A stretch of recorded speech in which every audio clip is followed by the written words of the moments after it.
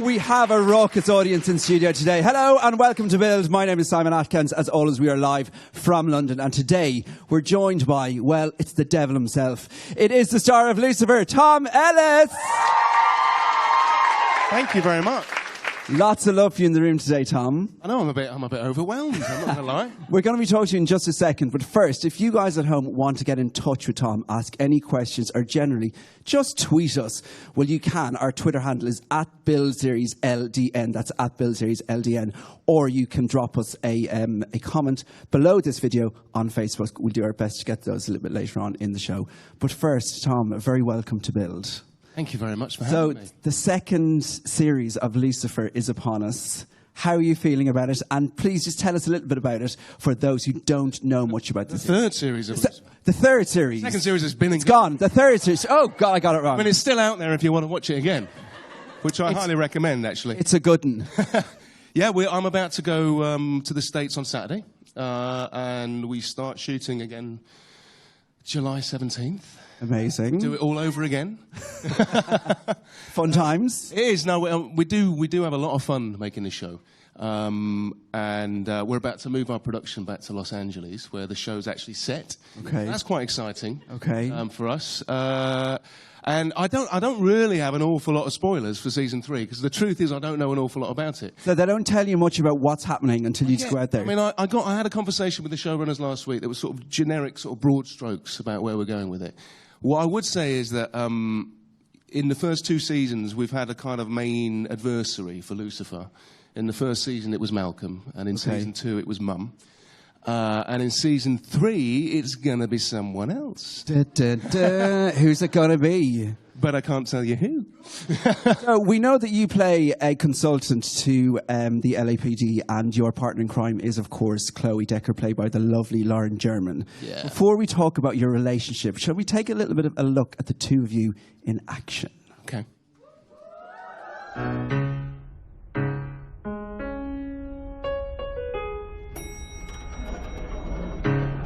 Ah! What happened to you? Oh, this. It's just a little fisticuffs between friends. I just had a very enlightening conversation with Charlotte Richards. Ah, well, I've had my fill of enlightening conversations for today, thank you. Lucifer, she told me who she really is and how you two are related. I somehow doubt that. Well, it all makes sense.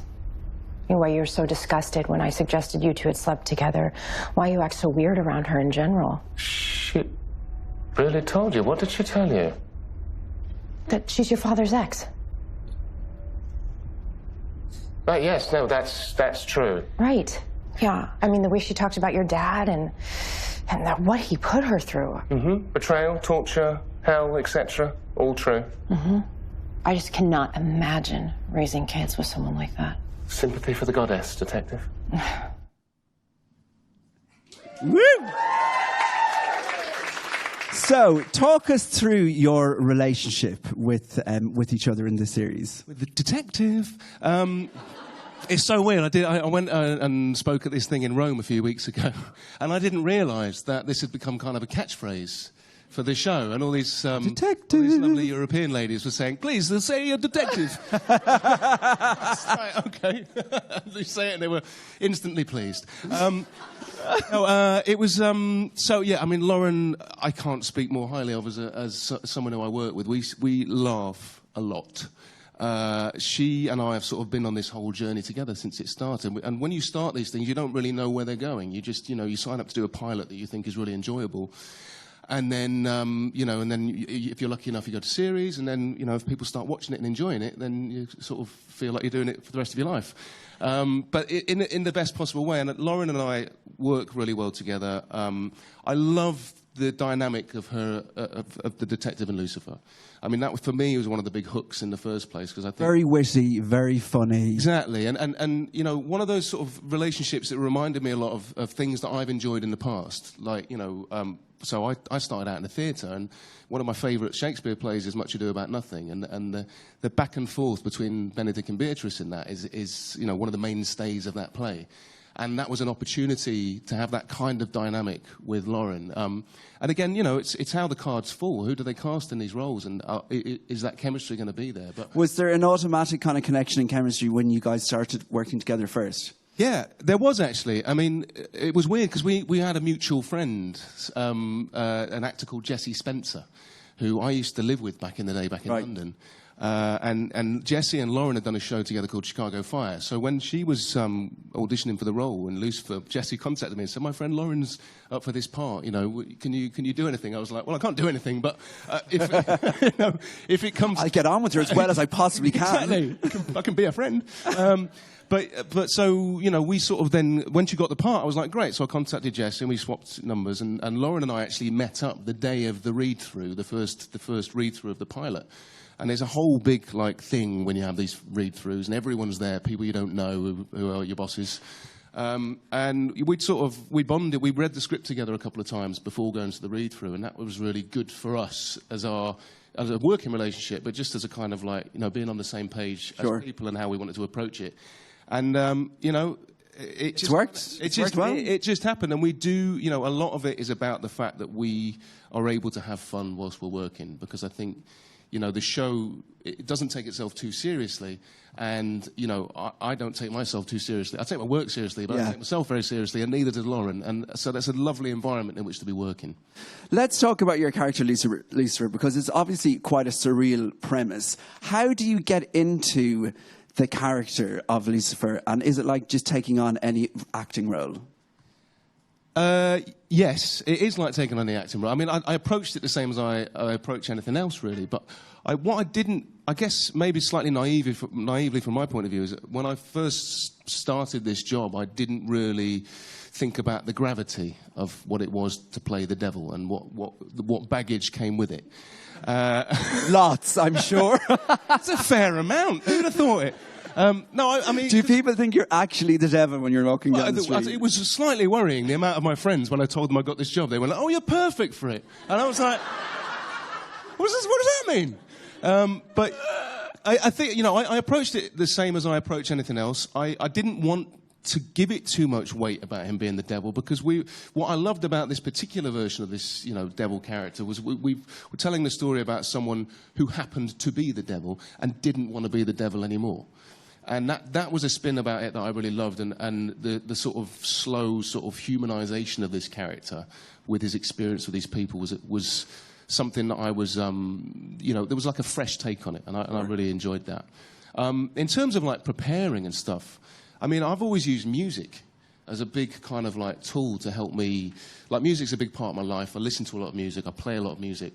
And I create playlists for my characters. I was just going to ask you that. So do you have a playlist for the characters on Lucifer, or just the characters that you perform? Well, I've got a playlist that, like, there are songs on there that will be like, I would say, like, oh, this song is for Mum. Or, you know, this is a Chloe and Lucifer song. Right. This is about this particular mood. I mean, and it's like there's no sort of logic behind the playlist, other than it's kind of how I'm feeling at the time when I'm reading a scene, or something just sparks off of me about. But for me, it's a bit like a musical sort of mood board. And when I then listen to that song again, it immediately takes me back to a place where I've been thinking about that scene, or thinking about a moment, or just generally thinking about great rocking songs that could be in the show. So if you're about to do an intimate scene with a woman, what's your playlist? Oh, well, it just depends who the woman is, I suppose.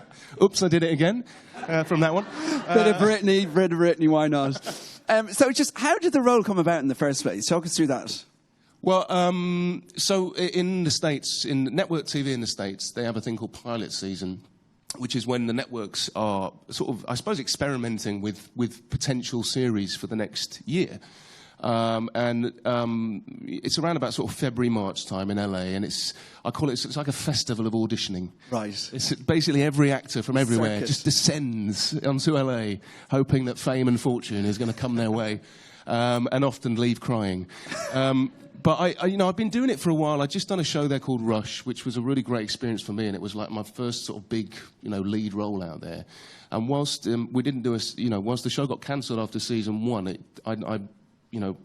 did a lot for me. on the work front, and then it was the following pilot season. And I got sent a load of scripts, and a lot of them are kind of rehashes of scripts from the year before, but just like, set on a different planet. And like none of them like really sort of tickled my fancy. Okay. And then I had my heart set on this one job which didn't work out, and I'd flown to New York for the audition, and on the way back I was like dejected, and I had this scripts in my bag, and I pulled another script out, and it was Lucifer, and I looked at it and I thought, oh God, here we go, Lucifer. This will be interesting. And I probably assumed, like most people do when they see the name of the show, that it was going to be like this dark, dreary kind of, earnest thing about the devil. And it wasn't. It made me laugh about 4 or 5 times by about page 3. And I immediately thought, this is it. This is the one I want to do. This is the glove that's going to fit me. So it's been described as a police procedural comedy drama television series, which is a have to work a lot of genres. Have to work an acronym out for that, because that's just a mouthful. But yeah. But is there any particular genre that kind of like that you love about this series? And I suppose you just did say the comedy element is. Yeah, I mean, comedy's a big thing for me, because I think there's comedy in every walk of life. It's a big way of how we deal with situations. Humour is a big part of like diffusing stuff and kind of getting on with each other and all of those things. And it's a big part of my life. And I've worked in comedy a lot, and I don't really want to step too far away from it if I'm going to be doing something for a long time. And with this, it was like, well, it's got all of it. It's got comedy, it's got drama, it's got like big action sequences, it's got music, it's like, it ticked a lot of boxes, and I'm very, very aware of how lucky I am to be, I mean, it's a huge series, and it's doing really well, so congratulations, he's doing great, isn't he? So your character is actually based on a DC comic character with the same name, but how much did you know about the character before you took on the role? Well, this is where it gets embarrassing, because I didn't at all. I didn't have a clue that it was based on a comic book until after I got the job. And I was reading on, they have a website out there called Deadline, which sort of announces all, castings and things like that. And I was reading, that sort of self-congratulatory way. Have I still got the job this morning? Yes, I have. And then it said it was based on the DC comic book, and I was like, what? No one told me that. And I felt, like a bit of a wally. But also, I'm kind of glad that I didn't know that, because I'm not a huge comic book person. And if I had known that before going in for the audition, then maybe it would have sort of altered my feeling about it. And not that I wouldn't want to do it, but altered the way that I might approach the part. Whereas I just my source material was the script I had in front of me, and I enjoyed that script so much that I kind of knew what I wanted to do with it. So I didn't know it was based on that, and then I found out afterwards it was. And then a very lovely gesture from Neil Gaiman, who wrote the comics after he'd seen the pilot. He reached out to me and told me how much he enjoyed it, and basically that I had his blessing. So I was quite happy about that. You. So you sing in the soundtrack. And you actually sing in the series. In actual fact, I saw you singing in episode 1 of series 2. But how did that come about? And are you a classically trained musician? I hear that you played the French horn. All these musical questions. Classically trained. I grew up, my mum was a music teacher, so I grew up with music around me. And as you do when you're sort of surrounded by music and your mum's a music teacher, you get allotted an instrument. So I don't have a lot of choice about it. Mine was the flute. Yours was the flute, was it? Mine was the flute. Oh, lovely. Well, what was yours? When I was about that big, I got a cornet. And then I upgraded to the trumpet when I was that big. And then for some reason, my parents made an executive decision that I could go a lot further in life if they swapped it for the French horn. So... of course, because you have that on your list of qualifications on many jobs. So I started playing the French horn. I played a lot in orchestras, and music was my life. And then also the other side of my life was I grew up in the church, rather ironically. And did you play music in the church? Well, I did. I played drums in the music group because we were quite progressive, and I also sang a lot. It was weird because when I started acting, I didn't really sing. I was a classically trained actor, but I wasn't a musical theatre actor. And there's a very sort of big divide initially when you start out in your career about which path you're going to take. And I just was going down the straight acting path, but then I always enjoyed singing, and any opportunity I've had, I've enjoyed it. And on the show initially, it was just Lucifer playing piano, and he had this appreciation of music. And then we were out on a social at a karaoke night with the producers after the pilot had come out, and my writers were like, "We didn't know you could sing. We didn't know you could sing at all." So they just started writing it into the show. Amazing. Well, it works very well. Well, I do enjoy it, and I'm glad that people have responded to it. And your voice is all right. My kids don't like it. So listen, as we know, most of the series is set in LA. You are from Wales and you live in London. But how do you compare working in LA to London? And how do you stay grounded in the bubble that is La La Land? Or do you? Well, I do, but mainly because I'm the age I am, and I'm not like 21 years old going out there and doing it. I think a lot of it, a lot of my grounding is to do with my life outside of acting, my kids, and my family, and my fiance now, and they sort of they keep me in check. And it's happened to me at a time in my life where I think I was ready to take it on. Sure. And if I'd been younger, I don't know, I might not be here talking to you. Is there anything that you particularly miss about the UK or London when you're away? Yes, architecture. Culture.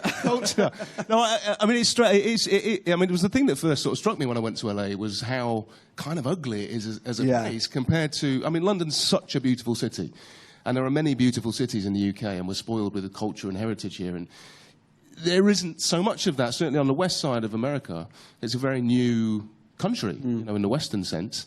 And so getting my head around that was very different. But, food there is incredible.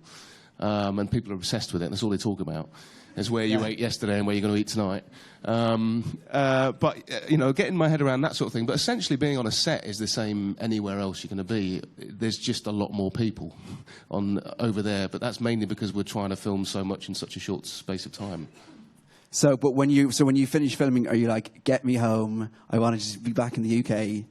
Yeah. My familiar I don't mean that. Listen, I love it over there, but I do. I mean, my family are here, and my children live here. Sure. They're at school here, so it's, I have many reasons to come back here. But I do love the UK, and I love London especially, and I will always, have a home here. So it's not like I've decided to be American for the rest of my life. Certainly not at the moment.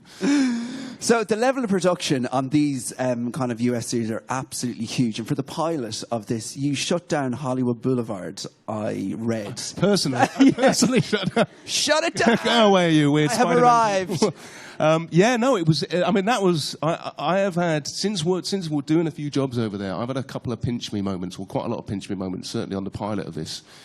And it's crazy, like shutting down Hollywood Boulevard. And not just like any section. It was the main section of Hollywood Boulevard where they have the Oscars between these two sections of road, because we had this big night shoot that we did in the pilot, and huge stunts going on. And Len Wiseman at the helm is a big movie director, and I sort of got dressed in my Lucifer outfit and put the eyeliner on and all that. And then they went, "This is your car," and I just went, "This is ridiculous." And at the time, like loads of people just watching a shooting who didn't know because the show hadn't been out then. Sure. So didn't know what the show was or anything. They were just going, "Woo!" And I was in the car going, "Yeah!" And, "What are you shooting? Lucifer." So how do you find doing those big scenes and those stunts and stuff like that? Is it daunting, or are you kind of just like used to it now? Oh, I mean, doing the big stuff like the stunts and whatever. I mean, I normally want to do more than I'm allowed to do, and they're always so like planned out and well prepared. You always feel like you're being looked after. I mean, that was new for me, doing stuff on that sort of scale. But it was really exciting, and that's I'm still like a little kid. A lot of the time, I still can't believe I get paid to do this. But I just, I've always enjoyed acting since I started doing it, and the bigger the project and whatever, I just get really excited. Your executive producer, Jerry Bruckheimer, described you as, I need to get this right, devilishly handsome, intelligent, and effortlessly elegant. How have you found your sex symbol status raise even more since you have taken on this role as Lucifer? Well, How do you deal with Uncle Jerry has never seen me in my onesie. So that's why he can make that statement. I mean, I don't know how to answer that question, because it's kind of like I'm bowled over by people's kind of like response, and I don't know. I get a bit embarrassed and giggly. Go on, shut up. I don't know. It's fun. I mean, it's important to remain grounded and all those things, and it doesn't change anything about me that's people's perception, and obviously that's fed towards people as well with media-friendly sound bites about what the show is and who the character is and all that. But if people want to call me sexy, I'm not going to say don't do that. Just maybe a bit louder in front of some other people. Can we just talk a little bit about the fun on set with your co-stars? Obviously, Rachel Barnes plays your psychotherapist, and then you've got DC Woodside and your other co-stars. What is the fun like on set? We laugh. I mean, there's a lot of jokes that I can't say on camera. We do all have kind of like childish senses of humour. And, we try and play little jokes on each other and stitch each other up. And if it's someone's birthday, try and get as many balloons as it's possibly you can into someone's trailer. Maybe fill up Hollywood Boulevard, which is a load of balloons. I mean, one thing in particular, I remember... I don't know if I should say this. Well, I can't remember his name, but we did have a guest actor on it who... I'm quite a tolerant person, and I like people. This person just happened to wind me up a little bit for some reason. There, as part of... I can't believe I'm saying this. As part of, like, their role on the show, there was some cardboard cutouts of this particular character, and I walked into my trailer one day, and I was like, oh, my God! And all the cardboard cutouts had been put in my trailer in various positions. When I'd finally cleared what I thought was all of them out, I then went to go and use my toilet. It was a tiny little thing. And there was another one in there. That was a classic Lauren German stitch. Oh, lovely. Well, listen, I'd love to talk to you for hours about this series, but obviously we don't have enough time to do that. So I need to throw it to the audience for some questions before we go. So who has question number one? Ooh, what have we got? Contestant number one. Hello. What's your name and where'd you come from? Oh, well, my name's Jason. Hello, Jason. I come from Southeast London. Lovely. Lovely. My question for you is, what's been your most devilish moment on or off screen? My most devilish moment? I guess one of the things I have in common with Lucifer is I've got a bit of a naughty sense of humour, and I like, pranks. I've grown up a bit now, but back in the day, I did this movie. It was one of my first jobs, and it was all blokes. And it was like an army movie, and it was about soldiers being bored. And you can imagine that there were lots of pranks that used to happen, one of which was the age-old prank of if someone got like a sort of custody dessert at catering, they'd go up to you and say, does this smell funny to you? And you go like that, and then do that, right? Hilarious. On the next job I did... I took that little nugget of humour, and I was really friendly with all the crew. But we had one girl in particular who was one of our runners, and she was so much fun, and we used to like joke around and whatever. And then we got trifle one day for dessert, and I thought, oh, hello. Oh, the cogs start turning. She comes onto the catering bus in front of everybody with her trifle, and I leaned over and I said, does that smell funny to you? And she did it, and I went like that. And it was, like, I'm not joking, it was priceless. Like, just full white cream, breaking the crust of the cream to open her eyes. And I'm just waiting for everyone to burst into hysterics. And then she just bursts into tears and runs off the bus. And everyone is like, fucking hell, Tom. Oh, my God. And we told him not to curse. I'm so sorry. And that was other people saying that to me. Just... Everyone was like, dearie me, Tom. And I felt about this big, and I had to grovel for like 2 days to go and find it on and buy flowers and all sorts. It was and you went way down in the sex. Yeah, I did. Way down. I did. I had a lot of clambering to do after that. Right, who's got the next question? Oh. Hi. Hi. I'm Karina from Venezuela, and I wanted to ask you, your character makes people tell their most desires. So what's your guilty pleasure? My guilty pleasure? Yes. Oh, gosh. Probably X Factor.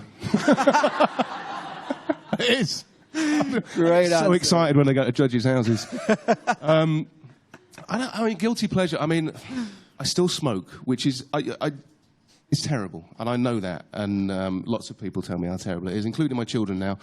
And that is something that I need to do something about. But I mean, where do I start? One of the challenges I find on this show is that I have to sort of keep myself in shape for the show, and I am terrible, as people know about me that know me well. I love sweets, I love crisps, preferably late at night, you know. And my diet. I need to be really strict with myself, otherwise I'm not good. Does that answer your question? It's a boring answer. I'm so sorry. Sweets Not and allowed chocolate. to swear. Right, who's got the next question? Hello, Hi. this one's from Twitter. My name's Audrey. If you could have a cameo in any classic British sitcom, which one would it be? Ooh, classic British sitcom. Well, I mean, I used to watch Dad's Army all the time with my granddad when I was growing up, and that was like, that just was comedy to me.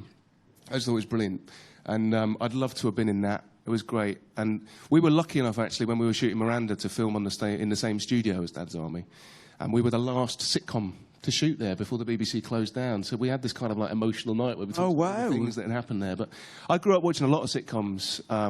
So something like Dad's Army or Only Fools and Horses, you know, Keeping Up Appearances. I could go on.